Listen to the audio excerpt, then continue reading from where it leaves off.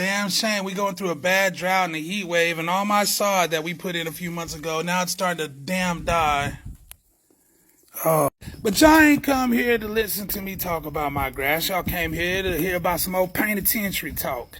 And that's what I'm going to tell you. We're going to talk about something every population boss probably dislikes. Every seg boss, it don't matter too much. ECB probably matters, is somewhere probably in the middle, right? But we're talking about count time. And count time is just throughout the day, periodically, there's different counts to make sure that nobody has escaped. So during count time, all movement in the penitentiary stops.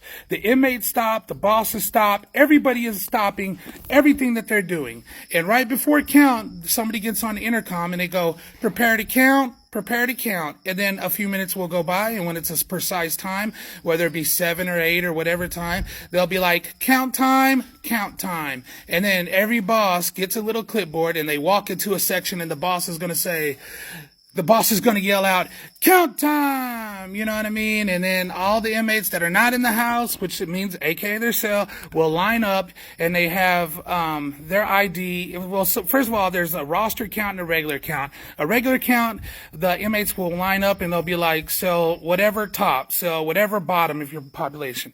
Now, roster count is a little bit more difficult because you have the name and the ID number of the inmate, and their ID has to match like their face and make sure it's the right person with the right roster count. And so you will do your count, you count everybody that's in the day room, and then you go up to the cell and you say, okay, top, bottom, they give you the information. Cell 2, top, bottom, they give you their information. And you go on if it's a roster count. And if it's a regular count, you look in and you just connect the dots. Is there somebody in there? Yes.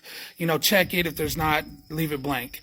And then, so you're going to do that to all, 24 cells, and then you got 48 cells, and then 70 cells by the time you're done. 70 cells top and bottom by the time that you're done with your count. So that's like 140 inmates or something, right? Y'all help me out with my math, right? I'm not a mathematician. I'm a social worker, man. Exo knuckle jagger, man. But anyway, so as soon as you're done with your count, then you switch off with the person in the picket because their count needs to match your count, right? So they run through the count. Now, here's the thing. If you've been like an ass to the inmates, or if you're a new person, they just want to give you hell, or if they want to just show they're in control of things, they'll mess up your count intentionally by getting in and out of the line, but when you're not looking, by those, sometimes they might have, if you're on cell restriction, they can't come out the cell, they might have one of their buddies, go sit off in the cell so they can go play dominoes. That way there's a body in that particular cell when it comes count time.